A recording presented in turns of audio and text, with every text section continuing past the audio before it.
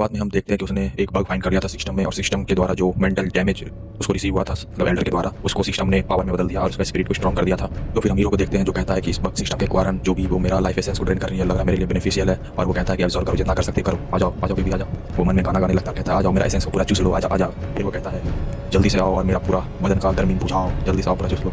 Hero मन में शर्मा रहा होता है और कहता है मेरा कल्टीवेशन के लिए बहुत अच्छा है, मुझे इसे इस्तेमाल करना ही चाहिए। तभी फर्स्ट एल्डर देखती है और कहती है ये क्या हो रहा है, मेरा spiritual energy out of control कैसे हो गया, क्या मैं स्पिरिचुअल एनर्जी मतलब जो इस्तेमाल कर रही हूँ स्पेल वो गलत है, या फिर उसका तरीका गलत है। तभी हीरो उठता है और अपना मुंह उसके दो संतरे में लगा देता है, और वो अपना मुंह में रगड़ने लगता है और कहता है आ जाओ जल्दी आ जाओ उधर। तो मन में सोचता है कि अगर आज ही लेजेंडरी और कल्टीवेशन होगा, मैं अब तक वर्जन हूँ, लेकिन मैं इस कल्टीवेशन के लिए अपना ये प्योर बॉडी भी इसको देने के लिए तैयार हूँ, आ जाओ। वो अपना चेहरा एल्डर के मुंह की तरफ बढ़ाता है, उसे किस करने की कोशिश करता है और कहता है फाइनली ये मैं करने जा रहा हूँ। तभी एल्डर शर्माने लगती है और कहती है ये लड़का बुरा तो नहीं दिखता चेहरा से। फिर वो मन में कहती है नहीं ये नहीं हो सकता। फिर अचानक अपना हाथ उठाती है और उसे एक थप्पड़ मार दिया और हीरो पीछे जाके फेंकाता है। फिर लड़का कहता है एल्डर कहती है कि ये क्या हो रहा था, ये लड़का ही टेबल को टर्न कर दिया, मेरा ही स्पिरिचुअल एनर्जी वो शक करने लग गया था। और कहती है लकली मैं अपना सेंस में आ गई टाइम पे, नहीं तो मैं तो लड़का मुझे पूरा अंदर से सोख लेता। लड़का मन में खुश हो रहा होता है और लेटा हुआ होता है। फिर वो अपना माथा पकड़ता है और कहता है ओह ये तो बहुत दर्द कर रहा है। फिर एल्डर उससे कहती है तुम इतना जल्दी कैसे जाग गए, और कहती है कि मेरा जितना पावरफुल मेंटल अटैक वो किसने कैसे सह लिया, ये तो सिर्फ थर्ड स्टेज का, और मैं तो नेशेंट सोल कल्टीवेटर हूँ और ये तो मात्र थर्ड स्टेज का है, कैसे, मुझे लग रहा है ये तो पूरा कंप्लीटली अनइन्फेक्टेड है। वो उसका काल पकड़ दिया है और उसके पूरे नजदीक आकर देखती है उसका चेहरा को और कहती है कि सच में ये तो पूरा इन्फेक्टेड हुआ मेरा मेंटल इफेक्ट इसके ऊपर। तभी लड़का अपना हाथ से उसको धक्का देते हुए कहता है तुम कौन हो, और कहता है ये जो लड़की इसका दिमाग लगता है खराब है पूरा तरीका से। तभी एल्डर मन ने सोचती है कि मेरा मेंटल पावर इतना टेरिफाइंग है फिर भी ये कैसे बच गया, लगता है एंसेस्टर का जो भविष्यवाणी है वो एकदम सच है, यही वो ग्रेट डेस्टिनी मैन है, मतलब कि इस वर्ल्ड का हीरो। वो कहती है एल्डर ये तो बहुत बढ़िया है। हीरो कहता है क्या बढ़िया है, मैं तो एक साफ सुथरा आदमी हूँ, मैं अपना बॉडी सेल नहीं करता यहाँ पर। वो कहता है ये तो सच में परवट है, इन सकबस है। तभी वो अपने बारे में बताना शुरू कहती है जूनियर ब्रदर शोशैन, तुम्हारी जो सीनियर सिस्टर है उसका नाम यू बिंग जून है और वो एक इनर डिसाइपल है पूरे सोल्ड पीक की, तुम मुझे सीनियर सिस्टर भी कह सकते हो। मैंने तुम्हारा सुबह का कल्टीवेशन टेस्ट देखा था, तुम्हारे अंदर सिर्फ थर्ड स्टेज की स्पिरिचुअल एनर्जी है, सही कहा ना। और वो लड़की मन में कहती है मतलब एल्डर की शांत हो जाओ, मन में शांत हो जाओ, उसे डराना नहीं है, वो मेरा डिसाइपल बनने वाला है भविष्य में, इसी डिसाइपल बनने वाला है। वो लड़का अपना पूरा शरीर ढकते हुए कहता है यहाँ पर तो बहुत सारे नए डिसाइपल ज्वाइन हुए हैं, और जो तुम हो सीनियर सिस्टर मेरे ऊपर इतना अच्छा से ध्यान दे रही हो, मुझे में तो कुछ भी स्पेशल बात नहीं है, और रात में तुम मेरे साथ डुअल कल्टीवेशन भी करना चाहती हो, ये अच्छी बात नहीं है, मुझसे दूर हो जाओ। रात में आकर के और तुम मेरा बॉडी भी छीनना चाहती हो मुझसे।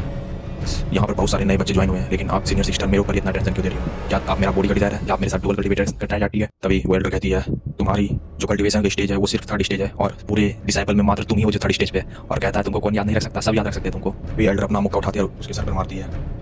तभी एल्डर मुक्का उठाती है और उसके सर पे मारती है, जिससे उसका आंख बाहर आ जाता है। तभी सिस्टम का लटाता है और कहता है रिसीव डैमेज कॉन्स्टिट्यूशन +3, मतलब कि उसका शरीर का जो पावर होता है थोड़ा बढ़ जाता है। वो कहता है वो सिस्टम फिर से आ गया, ये हाँ मजा आ रहा है। तो वो कहती है कि मैं फर्स्ट एल्डर के कहने पे यहाँ पर आई हूँ और देखना चाहती हूँ कि तुम्हारा कल्टीवेशन कैसा है, क्या तुम सच में थर्ड स्टेज पे हो, अगर हो तो तुम सबके पीछे ना रह जाओ, इसके लिए मैंने तुम्हारे कल्टीवेशन में मदद करने के लिए आई हूँ, और ये फर्स्ट एल्डर का आदेश भी इसीलिए मैं तुम्हारे पास आई हूँ। वो अपना सर नीचे करके ये सब सुन ही रहा होता है, और हम लोग को पता है कि फर्स्ट एल्डर कौन है यहाँ पर, तो फिर हमें बताने की जरूरत नहीं है कि ये खुद ही फर्स्ट एल्डर बनकर आई है। मन में कहती है कि मेरा तो स्पेल इनफेक्टिव रहा इसके ऊपर, लेकिन मैं इसे रिक्रूट करके ही रहूँगी ताकि ये मेरे अंदर बढ़ के पूरा एक नंबर का हीरो बन सके और मेरे अंदर ही काम करे। वो मन में खुश हो ही रही होती है। तभी अपना हीरो हाथ दिखा कहता है सीनियर सिस्टर क्या एक बार आप मुझे और मार सकती है।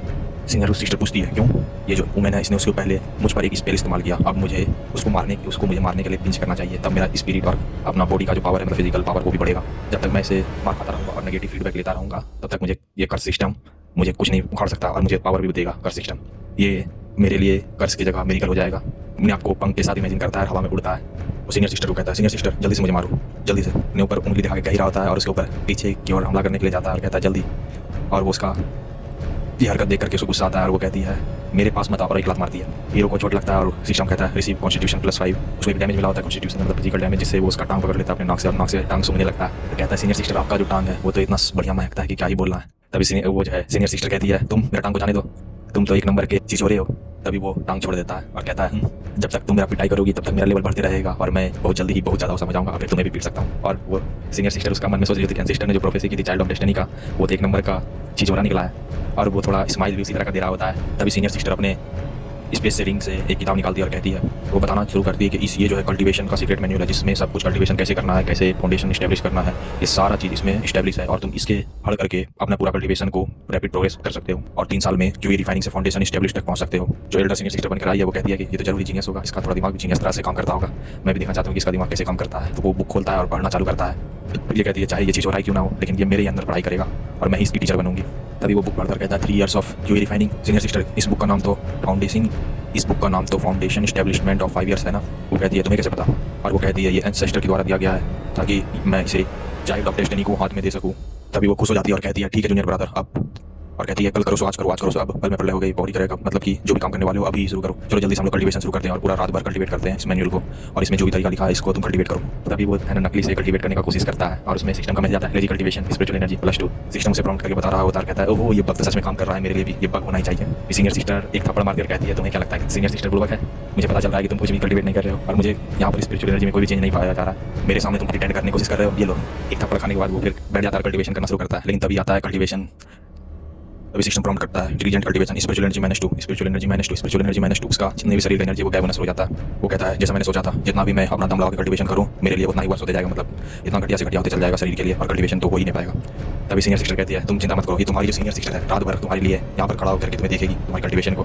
भी ये मन में कहता है कि ये जो मैंने ये तो मेरा कल्टीवेशन का पाथ ब्लॉक करना चाहती है, ये सिस्टम का जो बग है ये भी काम करने नहीं देना चाहती है। मुझे तो लगता है कल्टीवेशन नहीं किया था ये मुझे बिना मारे ही मार देगी। फिर मिलते हैं नेक्स्ट वीडियो में।